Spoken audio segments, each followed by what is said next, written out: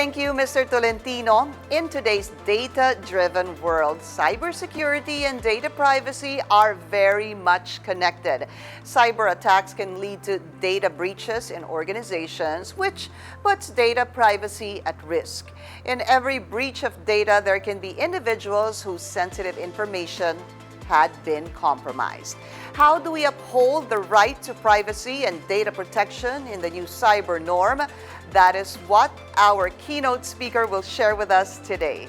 It is my honor to introduce the Privacy Commissioner of the Philippines. Having been appointed as the country's first Privacy Commissioner in 2016, he fast-tracked data protection policy development in the country with the issuance of the Data Privacy Act's implementing rules and significant policy circulars within the first year of NPC's establishment.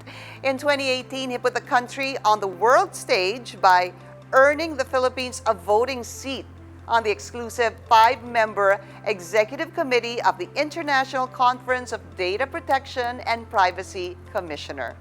In 2019, he chaired the first ASEAN Data Protection and Privacy Forum and became the host chair of the Asia-Pacific Privacy Authorities Forum. In April 2020, he was chosen to lead and chair the Global Privacy Assembly's COVID-19 task force intended to address the emerging privacy issues posed by the spread of the COVID-19 virus worldwide. Ladies and gentlemen, please welcome National Privacy Commission Chairman and Privacy Commissioner, Mr. Raymund Liboro. To our esteemed panelists, our guests and observers in this ISOG Summit, and the ISOG organizers, a pleasant morning to you all.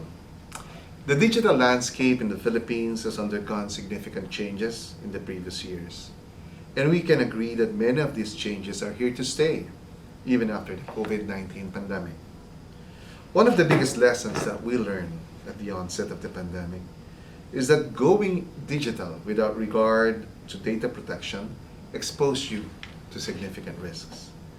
In the first half of 2020 alone, the NPC received a total of 120 breach notifications, which already represented 75% of the total number we received back in 2019.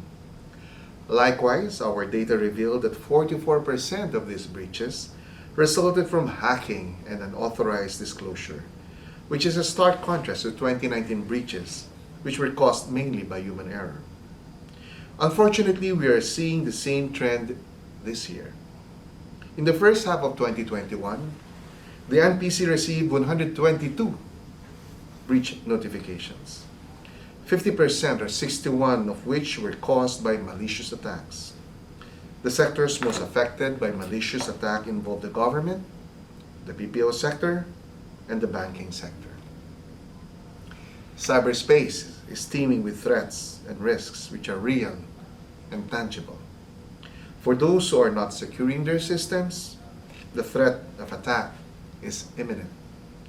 It is a question of when and not if for organizations that do not take data protection and cybersecurity and information security seriously.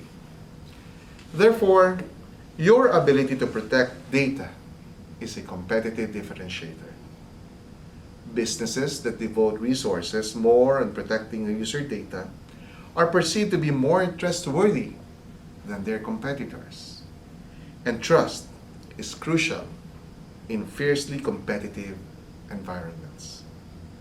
At this juncture, allow me to emphasize that data protection is a skill. It is not as simple as purchasing state-of-the-art software that will protect you from cybersecurity threats. It is not as simple as hiring cybersecurity experts that will counter an attack real time, although experts from ISOG would definitely be a plus. Reading the Data Privacy Act, hiring top-notch lawyers to draft your privacy policies, and complying with what the NPC requires are also not enough. Remember, paper compliance is not the first step of your journey. What you should be aiming for is operational compliance, which is demonstrated through firm-level accountability. Being operationally compliant means you are the masters of your own data governance. You know your data flows, you know your risks, and you have interventions that would mitigate those risks.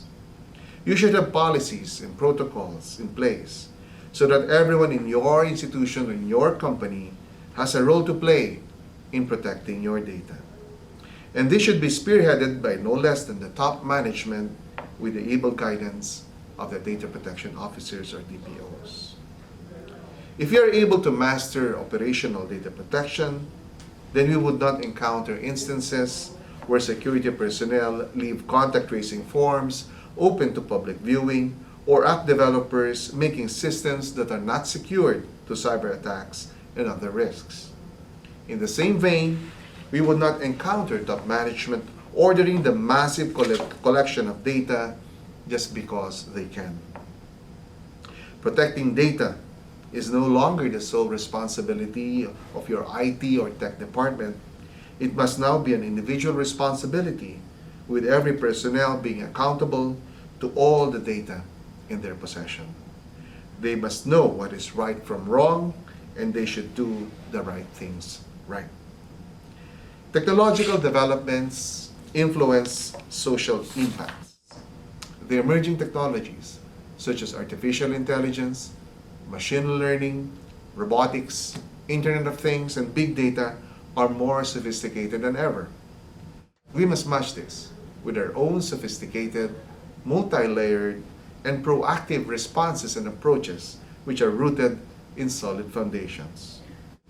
And in this endeavor, our collaboration as data privacy and cyber resilience advocates must be intensified. We must talk a lot more about data privacy, cyber security, and information security, and engage more people in these discussions, especially policymakers, data scientists, engineers, CEOs, the academe, the private sector, civil society organizations, white hackers, and even the youth. Our country is at the cusp of moving towards full digitalization. The threats, as we know them today, will take different and more effective forms from now. The difficulties we are dealing with will be more difficult. So we must band together, not only today in this summit, but in all the days beginning now. I commend ISOG for holding this summit in the middle of a crisis when this is most needed. I am certain that this event will influence more people to give the much needed attention on data privacy, cybersecurity, and information security. And I hope we can secure that momentum to secure our new cyber norm. Maraming salamat po. Mabuhay kayo, ISOG.